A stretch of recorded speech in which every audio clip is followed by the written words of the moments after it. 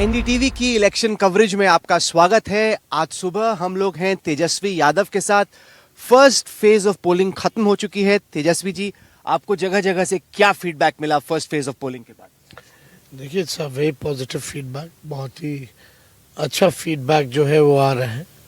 और जैसा कि हम लोग शुरू से कहते आए हैं, बिहार अब आगे बढ़ना चाहता है और राज्यों और जैसा जो विकसित राज्य है उन विकसित राज्यों के साथ खड़ा होना चाहता है। और यहाँ लोग बदलाव चाहते हैं और बदलाव के लिए उन्होंने वोट दिया है फर्स्ट फेज में।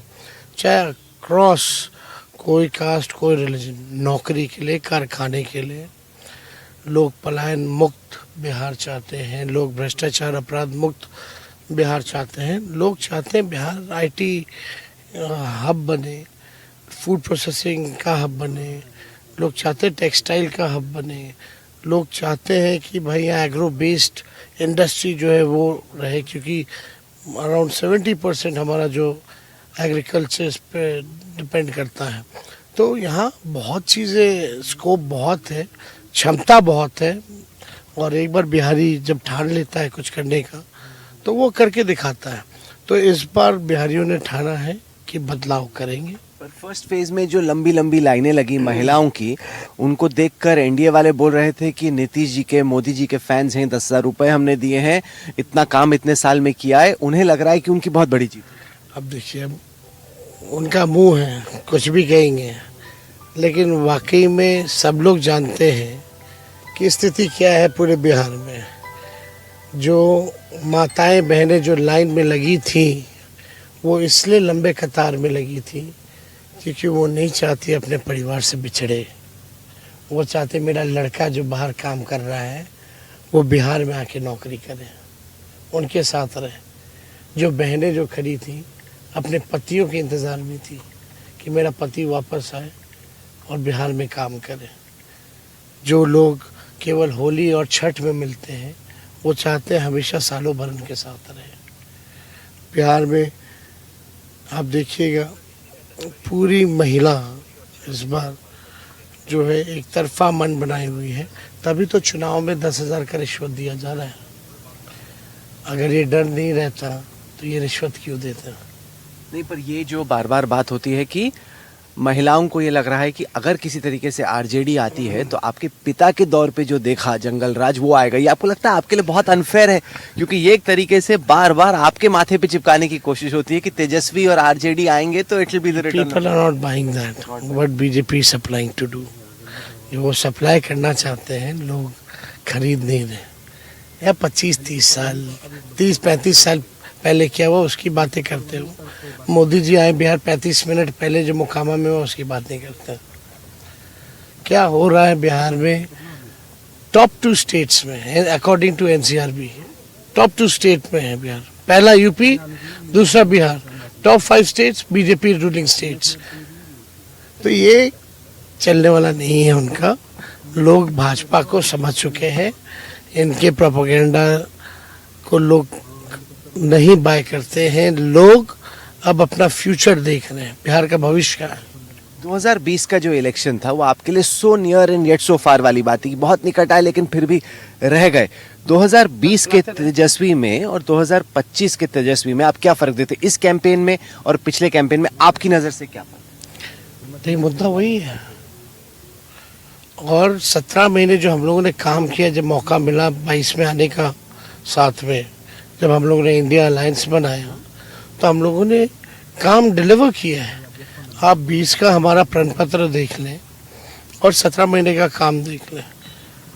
फिर भी वो 17 महीने में तेजस्वी एक मानता है कि मैंने अपने क्षमता का, कैपेसिटी का 5% भी नहीं किया। हम लोगों ने 5 लाख लोगों को नौकरियां दी, 3 लाख नौकरियां प्रक्रियाधीन कराई, आईटी पॉलिसीज़ बनाई, स्पोर्ट्स पॉलिसीज़ बनाई, हम लोगों ने टूरिज्म पॉलिसीज़ बनाई, हम लोगों ने कास्ट बेस्ड सर्वे कराया, रिजर्वेशन हम लोगों ने बढ़ाया, 20 शहरों में एसटीपी हम लोगों ने दिया, हम लोगों ने 700 डॉक्टरों को बर्खास्त किया जो कभी अस्पताल नहीं जाते थे 10-10, 12-12 साल से। हम लोगों ने काम डिलीवर किया है।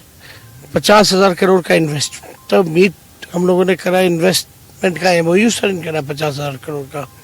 आप मुख्यमंत्री जी को देखिएगा, वो नीति आयोग की बैठक में नहीं जाते, इन्वेस्टर मीट तो दूर की बात है। मोदी जी जो है वो केवल जो कराते हैं इन्वेस्टर मीट, वो गुजरात में कराते हैं। मोदी जी फैक्ट्री की बात करेंगे गुजरात में, कट्टे की बात करेंगे बिहार में।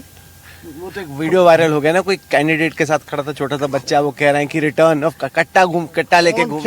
कौन क्या कह रहा है, आप मेरे माथे पे फोड़िएगा क्या? ऐसे ऐसे करना हो तो सारी चीजें जो नेगेटिव चीजें जो देश में हो रही है सब नरेंद्र मोदी के नाम पे फोड़ देते हैं, अमित शाह जी के नाम पे फोड़ देते हैं। तो ये आप समझिए ना, इस स्तर की राजनीति आ गई है। He is a prime minister. Bihar की जनता के साथ साथ तेजस्वी भी सुनना चाह रहा था कि प्रधानमंत्री जी क्या ऑफर दे रहे हैं बिहार को अगले 5 सालों के लिए, उनका विजन और रोड मैप क्या है। कुछ नहीं। कितनी रैलियां की, 5 साल का प्लान बताया बिहार को, आगे कैसे बढ़ाएंगे। एक चीनी मिल नहीं चालू करा पाए 11 साल में, तेजस्वी ने 17 महीने में रीगा का चीनी मिल चालू करा दिया, उप मुख्यमंत्री रहते हुए केवल 17 महीने। वो 11 साल से प्रधानमंत्री कुछ नहीं कर पाए। तो there is a difference. People they believe that they have given enough time to NDA. अब बस बहुत हुआ, अब बदलाव। पर गठबंधन के कुछ साथी, मैं सुन रहा था, वो कह रहे थे कि अगर नीतीश जी को बीजेपी सीएम नहीं बनाती तो आप वापस आ जाइए, हम लोग लेने को तैयार। मतलब आप ही की टीम के लोग ऐसे बोल रहे हैं। आप ही की टीम में कुछ लोगों ने कहा कि अगर नीतीश जी को बीजेपी सीएम नहीं बनाती तो वो मोस्ट बीजेपी के टीम में तो बहुत लोग बोलते हैं कि अमित शाह प्रधानमंत्री बनना चाहते हैं नरेंद्र मोदी को हटा के। तो ये कौन सा बात हुआ, क्या बेकार की बात। अच्छा ये बताइए कि नीतीश जी की हेल्थ इस चुनाव में एक मुद्दा रही है, ज्यादा उसको अटैक नहीं किया गया। आपको लग रहा है कि एक ये फीलिंग है कि हो सकता है कि इससे सिंपैथी क्रिएट हो जाए कि बुजुर्ग आदमी है, 20 साल से रहे, एक मौका और, ये आपको सिंपैथी से चिंता है? देखिए हमारी सहानुभूति तो है और अच्छा भी नहीं लगता। इस जो उनका उम्र है हमारा उम्र है, जो डिफरेंस है इस पे कुछ, और जो स्थिति उनकी हो गई है इस पे हम कोई कमेंट नहीं करते हैं और ना हमको अच्छा लगता है। इन पर कमेंट क्यों नहीं करते? जैसे बाइडेन साहब की जो तबियत थी, सेहत थी, वो अमेरिका में इतना बड़ा इशू बनी, यहाँ पे मैं देख रहा हूँ कि ऑपोजिशन ही बच रहा है। वो बाइडेन साहब आप तो दूर की बात कर रहे हैं, प्रधानमंत्री हमारे नवीन पटनायक को कह रहे थे ऐसी अच्छी। I don't believe in this politics. हम प्रोग्रेसिव है, पॉजिटिव सोच के। हम किसी के को क्या बताएं, हम अपना प्लान बता रहे हैं ना बिहार को, हम अपनी बात कर रहे हैं, हम बिहार को आगे कैसे ले जाएंगे, हम योजनाएं बता रहे हैं, हम अपना विजन बता रहे हैं, वो काफ़ी है। पर आपने जो विजन दिया उसमें एक बड़ी बात आपने बोली कि हर फैमिली में एक गवर्नमेंट जॉब आप देंगे। उसकी जो मैथ्स है वो कहती है कि 12 लाख करोड़ का खर्चा आएगा, जो कि स्टेट बजट का 4 गुना है। अगर आप बहुत कम बेसिक सैलरी भी देते हैं इन एम्प्लॉइज को, ये पैसा आएगा कहाँ से? जो बीजेपी ने जितने अनाउंस किए वो कितना गुना है। बिहार में केवल 10 सरकारी बिल्डिंग का हम बता रहे हैं और सब छोड़ दीजिए, केवल साफ सफाई पोछा बाथरूम करने के लिए आउटसोर्स पे दिया गया है 800 करोड़ रुपए में, फिर भी सफाई नहीं है। पैसे का सही इस्तेमाल नहीं होता और एकदम पॉसिबल है। हमने स्टडी किया है, अध्ययन किया है, एक्सपर्ट से भी हमने राय ली है और पहले भी हमने डिलीवर किया है और जो प्रैक्टिकल है, डुएबल है, वो हम करेंगे। ऐसे ही हम हवा में नहीं बोल रहे हैं। हमको आपके हिसाब से पॉसिबल है हर फैमिली में एक गवर्नमेंट जॉब देना? क्योंकि 8 लाख तो करीब गवर्नमेंट जॉब्स आई हैं पिछले कई सालों में, इतने में आप इतनी सारी गवर्नमेंट जॉब्स कैसे क्रिएट करेंगे? जब होगा तो आप देखिएगा, क्यों नहीं होगा, एकदम होगा। अच्छा, इस चुनाव में प्रशांत किशोर ने जो एफर्ट किया है, जो अपनी एक पार्टी बनाई है, उसको आप लग रहा है कि कुछ डैमेज पहुंचाएगी आपको? यूथ वोटर्स के बीच में, माइग्रेंट्स के बीच में वो कोशिश कर रहे हैं अपनी ओर खींचने की। अब देखिए कौन डैमेज पहुंचाता है, कौन फायदा पहुंचाता है, इसी में आरजेडी को लगा दिया गया। कोई बोलता है चिराग पासवान ने पिछला चुनाव फायदा पहुंचाया, प्रशांत किशोर डैमेज करेंगे, इससे हमको कोई फर्क नहीं पड़ता, ना लेना देना है। मेरा एकमात्र बिलीव है कि हम सरकार बनाने जा रहे हैं, बिहार बदलाव कर रहा है। कांग्रेस के साथ तालमेल को आप कैसे देखते हैं? काफी चर्चा हुई कि आपके और राहुल गांधी की जितनी रैलीज ज्वाइंट होनी चाहिए थी वो हुई नहीं। शुरू में थोड़ा माहौल बना वोट अधिकार यात्रा के दौरान, बाद में लगा कि सीटों पे ही ये फ्रेंडली फाइट्स का मुद्दा सामने आता रहा। 5 दिन में you have to cover 122 seats. एक साथ करेंगे तो कितना कर पाएंगे? तो हम लोग अलग अलग मिलकर के काम कर रहे हैं, सब लोग साथ हैं। ये कोई बात हुई? प्रधानमंत्री जी रोड शो करते हैं तो ललन सिंह खड़े रहते हैं, मुख्यमंत्री नहीं रहते। इस पे क्यों नहीं चर्चा होती? फिर इस पे सवाल क्यों नहीं पूछे जाते? तो ये बेकार की बातें हैं। हम लोग मिलजुल करके साथ चुनाव लड़ रहे हैं और जीतेंगे। पर ये फ्रेंडली फाइट से आपको लगता है एक दर्जन जो फ्रेंडली फाइट्स उससे नेगेटिव मैसेज गया कि आपस में टिकट ही नहीं बांट पाए लोग ठीक से, तो आगे चुनाव सरकार कैसे चलेगी? झारखंड में भी फ्रेंडली फाइट लड़े हम, जम्मू कश्मीर में भी इंडिया अलायंस फ्रेंडली फाइट लड़ी, दोनों जगह जीती है, स्ट्रैटेजिकली है। और जहाँ बीच में लगा कि कोई कमज़ोर है तो सपोर्ट दिया है। कई सीटों पे ऐसा हुआ है। गला आपका काफी बैठ गया है ये मौसम के चक्कर में, क्योंकि ऐसा तो नहीं कि कैंपेन भी बैठ रहा है, दिल में अभी जोश है जीतने का। आप नेता बनेंगे जिस दिन 18 रैलियां करेंगे दिन में, तो आपका भी गला बैठेगा। हाँ, ये तो सही बात है।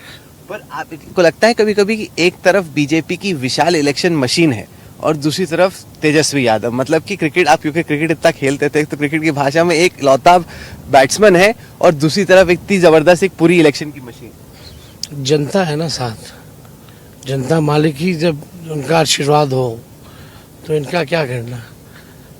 अंग्रेज भी भागे थे, उनके पास क्या क्या नहीं था, लेकिन फिर भी हम सब लोग जो है मुद्दे की बात कर रहे हैं, काम की बात कर रहे हैं, और जनता जिसके साथ खड़ी है वो सबसे बड़ा।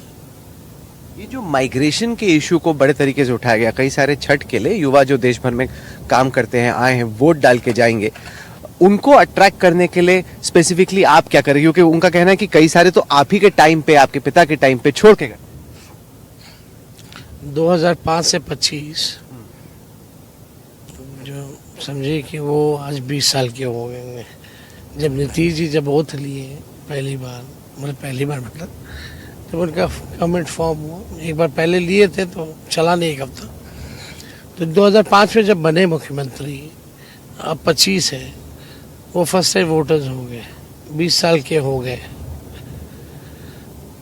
और लगातार जो है माइग्रेशन बढ़ रहा है। एक पहल रोकने के लिए एक पॉलिसी या स्ट्रैटेजी आप बता दीजिए जो गवर्नमेंट की रही हो या 11 साल से प्रधानमंत्री जी की रही हो। लोग जो वापस आ रहे हैं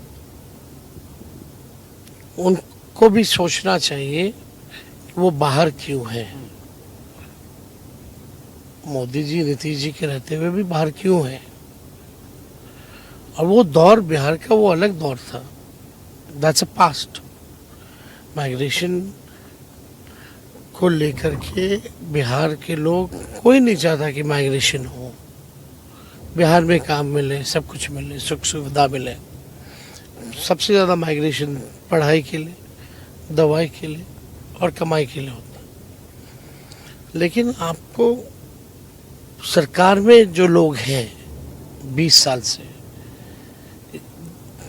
उनको इस सवाल का जवाब देना चाहिए। पहले लालू जी की जब सरकार बनी थी तो पुराने गवर्नमेंट को ब्लेम नहीं करते थे, और ना ही तेजस्वी आएगा तो पुरानी गवर्नमेंट को ब्लेम करेगा। हम अपने काम का हिसाब देंगे। आप सॉल्व कैसे करोगे माइग्रेशन के चैलेंज? आपका क्या प्लान? आप एज एन एग्जाम्पल, आप कोटा, पढ़ने वाला बिहारी, पढ़ाने वाला बिहारी, खाना बनाने वाला बिहारी, गार्ड बिहारी, सब कोई बिहारी, केवल इंफ्रास्ट्रक्चर उसका आप 2000 एकड़ में खोल दीजिए एजुकेशनल सिटी, किसी को जाने की जरूरत नहीं होगी, पूरा इंफ्रास्ट्रक्चर मिल जाएगा। कोचिंग सेंटर्स इतना है, आप दे दीजिए इंडस्ट्री का दर्जा, खूब खोलेंगे। लेकिन सरकार करती कहाँ है कुछ? क्योंकि बिहार में इंडस्ट्री लाने में लैंड एक्विजिशन एक बहुत बड़ी प्रॉब्लम है। बार बार कहा जाता है कि पॉपुलेशन डेंसिटी ज़्यादा है, लैंड एक्वायर करने में दिक्कत है, इसको आप कैसे सॉल्व करेंगे? ये तो अमित शाह जी का कहना है कि भूमि की कमी है तो कारखाने नहीं लगाए जा सकते। नहीं, पर ये प्रैक्टिकल रियलिटी भी है। ऐसा- लैंड एक्विजिशन में इश्यूज हैं बिहार में। ऐसा कोई इशू नहीं है, पॉलिसीज गलत है। पॉलिसीज ही गलत है तो एक्वायर करने में समय लगता है, तो ये बेकार की बात है। होने के लिए कुछ भी हो सकता है, कोई चीज़ असंभव नहीं है। कारखाना हो, अब जैसे इंडस्ट्री किस बेस पे आएगी? दो चीज़ महत्वपूर्ण होते हैं, एक तो लॉ एंड ऑर्डर और एक एनर्जी की व्यवस्था। अगर आप इस पे काम करें और इंडस्ट्री आएगी, आप उसके हिसाब से पॉलिसीज बनाइएगा तो आएगी। तो नीयत में कमी है ना सरकार की, विल पावर नहीं है, इच्छा शक्ति नहीं है, प्रयास भी नहीं है। आपने कभी नीतीश जी को देखा स्टालिन साहब के जैसा बाहर जाकर के इन्वेस्टमेंट लाते हुए, या चंद्रबाबू नायडू जैसा दिल्ली जाते तो कुछ ना कुछ लाते हैं?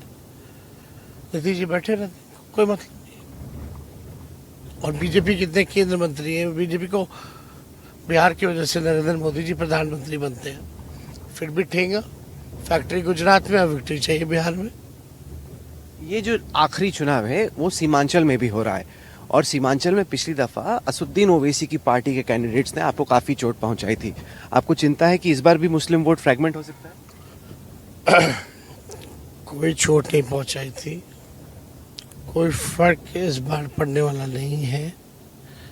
सीमांचल हो या मगध का इलाका हो, भोजपुरी इलाका हो, मिथिलांचल का इलाका हो, मगही इलाका हो, इस बार हर जगह से लोग जो है महागठबंधन के पक्ष में वोट दे रहे हैं, सरकार बना रहे हैं।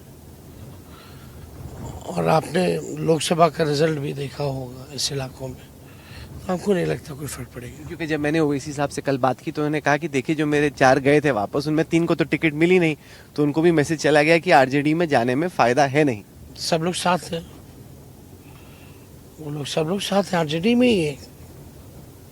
पर टिकट नहीं मिली ना उनको, उनका वो अपने वोटर्स को वो बता पार्टी तय करेगी ना, उनके हिसाब से टिकट रहे हैं। चलेगी। वो ये भी पूछ रहे हैं कि डिप्टी सीएम आपने एक मुस्लिम को क्यों नहीं? हमने संगठन में जगह दी है।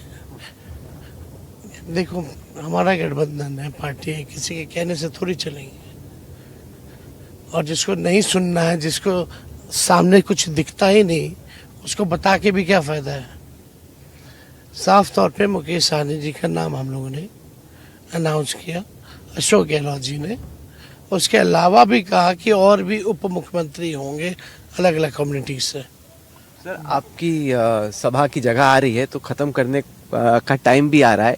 ये बताइए जो कांग्रेस पार्टी अटैक कर रही है वोट चोरी को लेकर, आपको लग रहा है कहीं वो डाउट तो नहीं क्रिएट कर रहा आपके वोटर्स के दिमाग में कि भाई वोट देने का फायदा ऐसा तो नहीं कि एंड में बीजेपी ही नहीं आना है तो वोट देने का क्या फायदा? ये चिंता है साइकोलॉजी की? मुस्तैद है। कल से देख रहे थे कितने लोग जागरूक थे।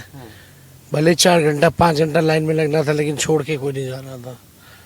दियर के इलाकों में नाव बंद कर दिया गया था, जाने नहीं दिया जाता था, लेकिन लोग खड़े थे कि हम जा करके रहेंगे। लोग गए। तो आप मानते हैं कि ऑनेस्ट चुनाव हो रहा है या बेईमान चुनाव हो रहा है? क्या अभी बताइए ताकि 14 से पहले मुझे पता हो क्लियरली कि चुनाव आप मानते हैं कि जो भी रहेगा फेयर रहेगा या अनफेयर रहेगा? जिन लोगों ने संविधान की शपथ ली है उनसे उम्मीद है कि न्याय करेंगे। तो हो रहा है। आप जो फर्स्ट फेज हुआ आपको लग रहा है ईमानदारी से हो रहा है? ऐसा ना जीत गए तो फिर जीते, हार गए तो ऐसा ना बोले ना कि वोट चोरी हो गई।